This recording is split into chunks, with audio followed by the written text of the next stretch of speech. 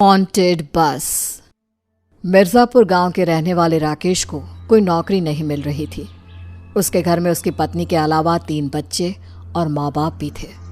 पूरे घर की जिम्मेदारी संभालने का जिम्मा राकेश के कंधों पर था, लेकिन नौकरी नहीं मिलने की वजह से उसका पूरा परिवार बहुत दुखी था। अरे राकेश बेटा, अब तो भूखे मरने के दिन आ गए हैं। कोई काम धंधा ढूंढ लो, वरना इस परिवार को कौन संभालेगा। तुम्हारे पिताजी ठीक कहते हैं बेटा, घर में खाने पीने तक का राशन खत्म हो गया है। माँ, मैंने हर तरह का काम करने के लिए हाँ कर दी है, लेकिन कोई मुझे काम देने को तैयार ही नहीं है।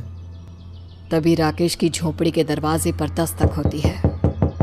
अरे सुनती हो, जरा देखना तो, बाहर कोई आया है। राकेश की पत्नी जाकर दरवाजा खोलती है, लेकिन वो ये देखकर हैरान रह जाती है कि बाहर कोई भी नहीं था। एक लिफाफा झोपड़ी के दरवाजे पर रखा हुआ था। ये बाहर दरवाजे पर कोई छोड़ कर गया है। अरे इसमें तो मेरी नौकरी के कागजात हैं। किसी ने मुझे बस ड्राइवर की नौकरी दी है। अरे वाह बेटा वाह, जरा पढ़कर तो बताओ, तनख्वाह कितनी मिलेगी।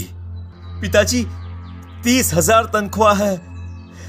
माँ, पिताजी हमारे तो दिन बदलने वाले हैं। खुशी खुशी राकेश उस कागज में लिखे हुए पते पर पहुंच जाता है, लेकिन ये देखकर हैरान रह जाता है कि जिस जगह पर उसे बुलाया गया था, उस ऑफिस को देखकर ऐसा लग रहा था जैसे बरसों से वहां पर कोई नहीं आया हो। कितनी अजीब सी जगह है ये। इतनी धूल मिट्टी, जाले और गंदगी है। ऐसा लगता है जैसे ऑफिस नहीं, कोई खंडर है ये। तभी ऑफिस के अंदर से आवाज आती है, अंदर चले आओ, इधर उधर देखने की जरूरत नहीं है। राकेश ऑफिस के अंदर पहुंचता है। आप मुझे एक बस ड्राइवर की नौकरी देना चाहते हैं? हाँ हाँ बिल्कुल, मैंने एक नई बस खरीदी है और तुम उस बस को चलाओगे। जितनी भी सवारियां उस बस में बैठेगी और उनसे जो भी कमाई होगी वो मुझे ला कर देना। मेरे पास एक कंडक्टर भी है जो तुम्हारी नौकरी में तुम्हारी मदद करेगा। जी ठीक है, जैसा आप कहें। मैं तुम्हें बस दिखा देता हूँ, चलो।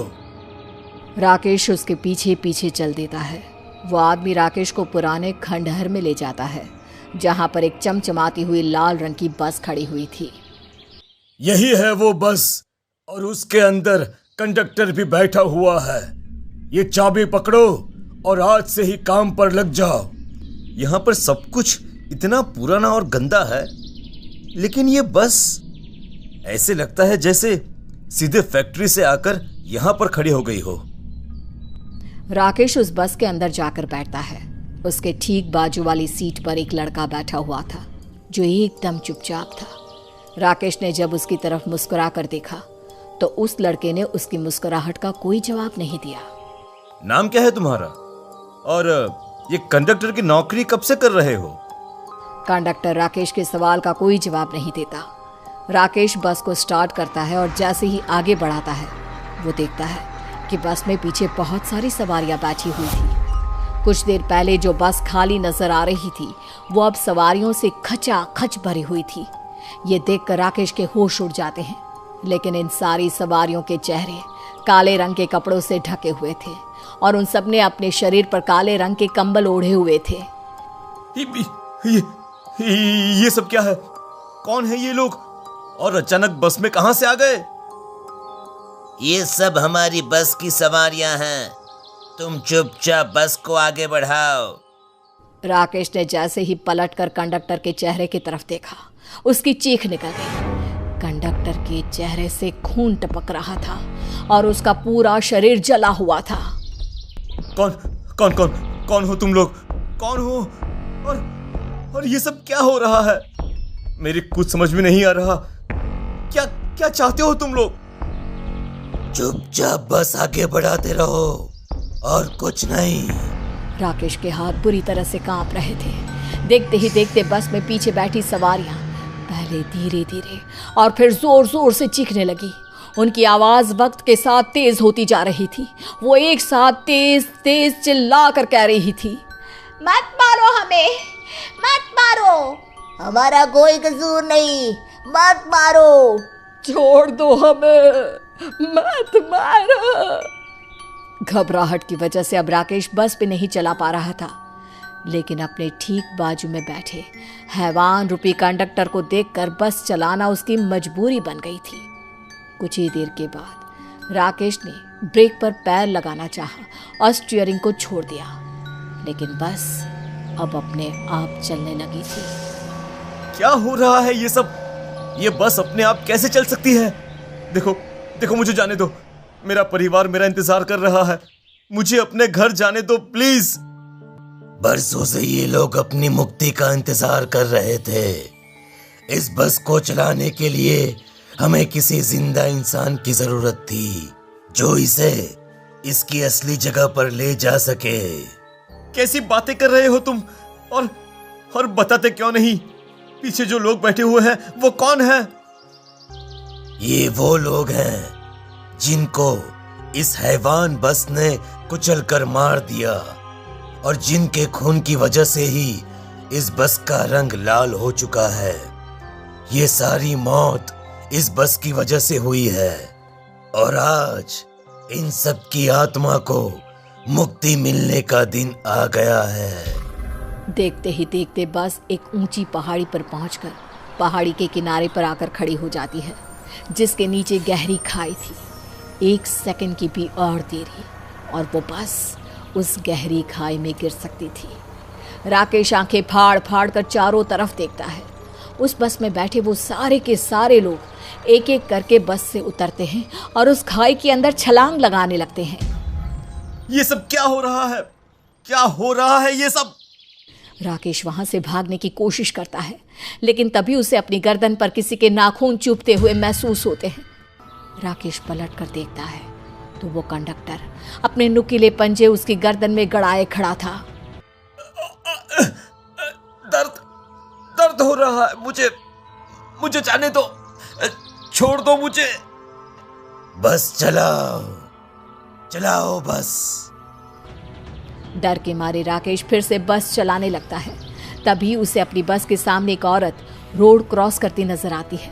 राकेश ब्रेक लगाने की कोशिश करता है, लेकिन वो औरत बस से कुचल जाती है। राकेश चीखने लगता है। वो बस को फिर से रोकने की कोशिश करता है, लेकिन तब तक उसकी बस के सामने स्कूल के बच्चों का एक झुंड आ जाता है। वो सारे के सारे बच्चे उस बस से कुचल जाते हैं। राकेश देखता है कि वो औरत और स्कूल के सारे बच्चे एक एक करके उसकी बस में नजर आने लगे हैं। उनके शरीर खून से लहूलुहान थे और अपनी गर्दन टेढ़ी करके वो बस के अंदर बैठे हुए थे। जैसे ही बस मरे हुए लोगों से भर जाती है, वैसे ही वो फिर से पहाड़ी की तरफ जाने लगती है और वहां पहुंचकर वो सारे लोग फिर से एक एक करके बस से उतरते हैं और पहाड़ी से नीचे छलांग लगा देते हैं।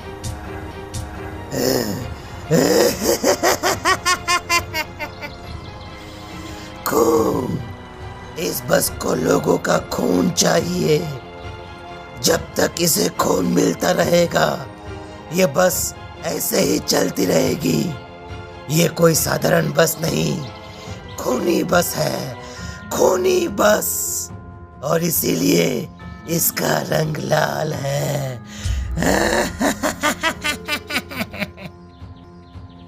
मैं ऐसी नौकरी नहीं करना चाहता, मुझे जाने दो, मुझे मेरे घर जाने दो प्लीज। राकेश की बात सुनकर कंडक्टर की आंखें बड़ी बड़ी हो जाती है और वो गुस्से में बड़े ही भयानक तरीके से उसकी तरफ देखने लगता है।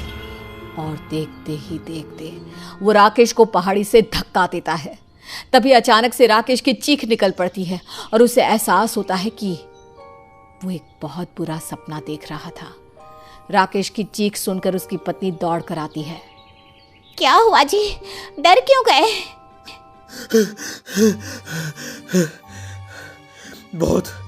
बहुत भयानक सपना देखा मैंने। वो खूनी बस। कौन सी बस? किस बस की बात कर रहे हैं? आप अपने घर में आराम से बिस्तर पर सोए हुए हैं। आप भी ना कुछ भी सपना देखते हैं और डर जाते हैं। तभी अचानक से राकेश के घर के दरवाजे पर दस्तक होती है। राकेश बुरी तरह से डर जाता है। मैं देखकर आती हूँ कौन है। कुछ ही देर के बाद राकेश की पत्नी अपने हाथ में एक लिफाफा लेकर आती है। पता नहीं कौन था, ये लिफाफा दरवाजे पर छोड़ गया है। राकेश उस लिफाफे को खोल कर देखता है।